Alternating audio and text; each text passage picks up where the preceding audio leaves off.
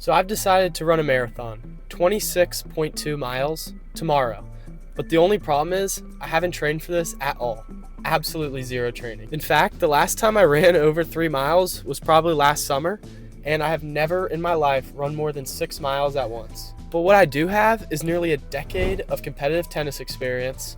I've climbed Mount Kilimanjaro, Mount Whitney, and Mount Rainier. So I definitely know what suffering feels like, but a marathon is completely different. So we're about to find out how different. All right, but this video definitely needs some stakes. So if I don't finish in under 4 hours, excluding the breaks, then I have to sign up for an actual marathon, train every week on camera, and then film it and post it on the channel. All right, but before that, I'm gonna need some gear. I'm gonna need to get my clothes, my energy gels, my Gatorade, my camera gear all laid out because tomorrow's gonna be early morning. All right, so I've got it all laid out here. It actually doesn't look like too much. So I've got my towels, 2 hats, 3 shirts, 1 pair of shorts, got my Nike shoes, socks. Okay, I think we're fully prepared. So this is what's going in the cooler. I already showed you guys what was going in the rest of the car, but we've got liquid IV in a water bottle. And then we've got 2 waters, 2 Gatorades, and some energy gels. I think that should be enough, so we'll see. All right, so here's how I'm gonna break it down. I'm gonna have 3 courses. The first one is about 13.5 miles, so a little over a half marathon. The second is 8 miles, and the third is the final 5, and that'll get me across the 26.2 mile finish line. And essentially these checkpoints, they're gonna be the same spot at my car where I'm gonna refuel, check in with you guys, and then keep it moving. It's gonna be very quick, and that's how I'm gonna do it. All right, basically most people wake up really early for marathons, but this is already hard enough challenge itself. So I'm just gonna set it to 7 a.m., which is pretty early, but it's not insanely early. I'll do 7, and then I'll try to get out of here about 8, start running at 8. I think that's fair, so I'll see y'all there.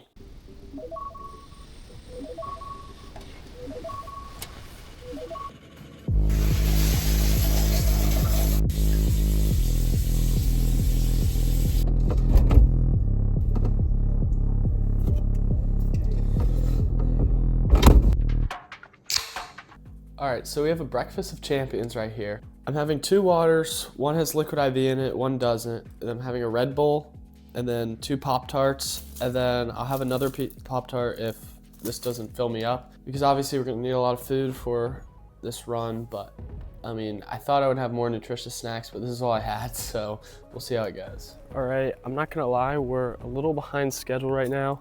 We have to walk the dog. It is currently 9 in the morning, so way behind schedule. But right when I get back home, I think I'll be ready to head out. I think we'll start at around probably 9:30ish, 10. So that's great. We're gonna be doing it in the heat of the day. Could have already been halfway done when it was about 60, 65 out, but now we are going to be running at the 75 and 80 range, so that's great.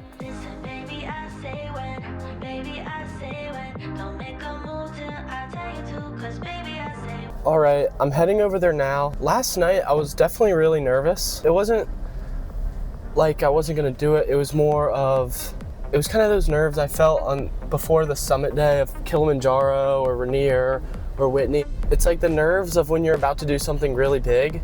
So I'm definitely excited. I'm excited to see how this goes, but I'm definitely a little worried also about like chafing, cramps, blisters. We're almost there now, so.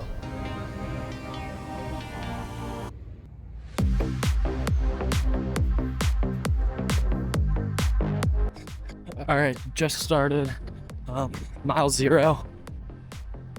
Decided just no shirt is the move because chafing, and then also you can get a nice tan, so.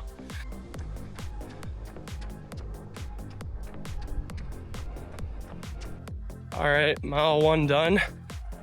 No clue how I'm about to do 26 of these, but we'll see how it goes.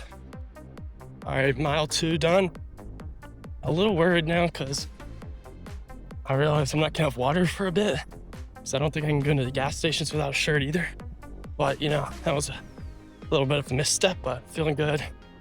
Yeah. Mile 3, feeling good. All right, we're on We're on mile 3.7, but got the bridge coming up. I mean, it's like 3 miles and then 3 miles back. So really just looking forward to that. That's great. I think the pace is gonna be slower on the way up, and then it should go faster on the way down. I think that's how it's gonna go, so we'll see.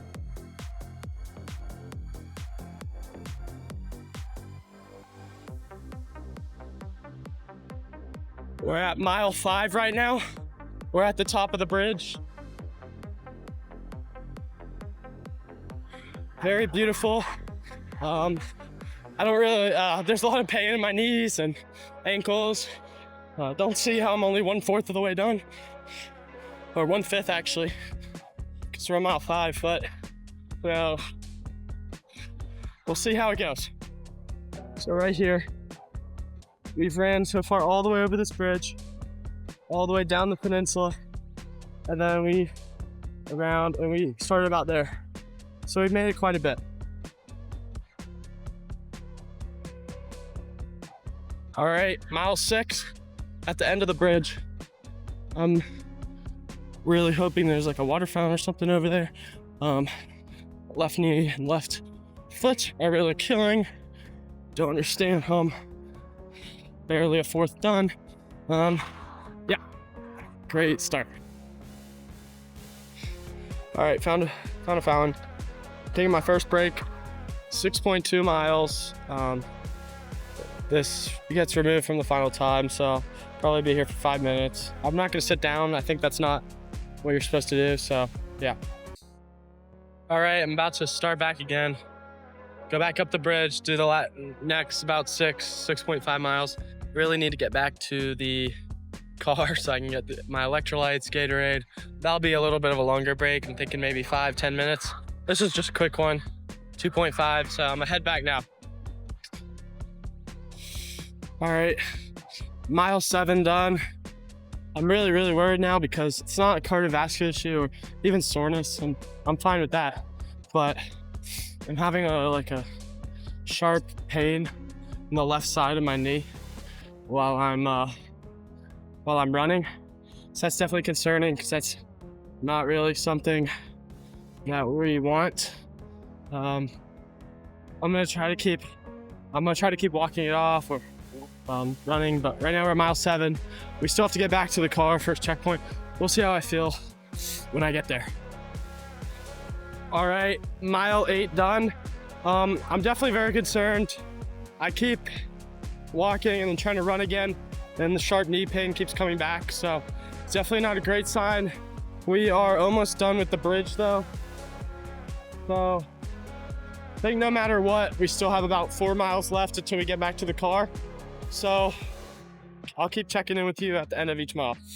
All right, bridge done finally. As you can see, I mean, it's very long. We're at Water Station, the end of the bridge. Very needed. I've definitely needed this one. Yeah. I mean, just the fact that I'm willing to drink out of a public water fountain shows how desperate I am for that. Yeah, I think we're on mile 8.5 right now. Check. Yeah, 8.66. So about 3 miles left until the car. So, yeah. All right, mile 9. I'm back to running, but the pain is extremely sharp in my left knee, the outside.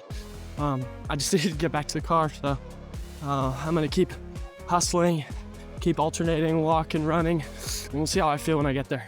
Mile 10.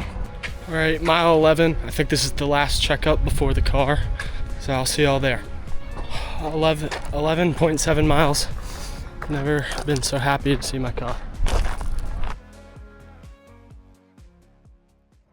All right, that was only 11.7 miles. And I should have been heading into course 2, but I just couldn't. There was a very sharp pain on the outside of my left knee that just wouldn't go away with every single step I took. I walked for most of the last 4 miles just to get back to the car, and that was only 2.5 hours for 11.7 miles. That's definitely not a marathon. My best guess for what happened with my knee it had something to do with my IT band. An IT band is a thick band of tissue that runs from your hip down to the outside of your thigh to just below your knee. It's super common in runners, especially when you go from basically nothing to putting in serious mileage. My body just wasn't conditioned for this amount of stress. And obviously I'm no doctor, but this is my best guess based on where the pain is showing up. So obviously I don't know for certain, but that's what I'm thinking. I know what some of y'all are thinking. He quit. And I get it, but here's the reality. I was feeling a really sharp pain in my knee, and if I'd pushed through 15 more miles of that, I'd be looking at 6 weeks of no running at all, no comeback, and honestly probably no next video. So yeah, I'd make the same call again. What this did do though, is it gave me a completely different respect for long distance athletes, especially runners. I honestly thought with my background of tennis and endurance training, I would have made it much further than mile 7 without my body breaking down, but it didn't even get me to a half marathon. And there's people that train for months for this and still show up on race day not knowing if they're gonna make it to the finish line, and I finally understand this sport. And at the start of this video, I said if I don't finish in a sub 4-hour marathon, and I'm gonna be honest here, ChatGPT led me astray. I thought that would be a realistic goal, but even if I had continued running, I would not even been close. And in fact, I actually didn't finish the marathon at all. So the stakes are even higher now, and I will be signing up for an official marathon. I'll be training properly, documenting it all on my camera. And there is one in specific I'm eyeing, is the Kiowa Marathon on December 12th. Something I realize is failure is part of sports, and specifically running. You don't grow from when the runs or your sport goes completely right. You actually grow from when things are going wrong, and you have to adapt to it in the future. And last week when I ran this marathon, or part of it, I found out exactly what I needed to fix, and I'm gonna go fix it. The marathon won today, but it won't next time. So subscribe, because we'll be doing it right.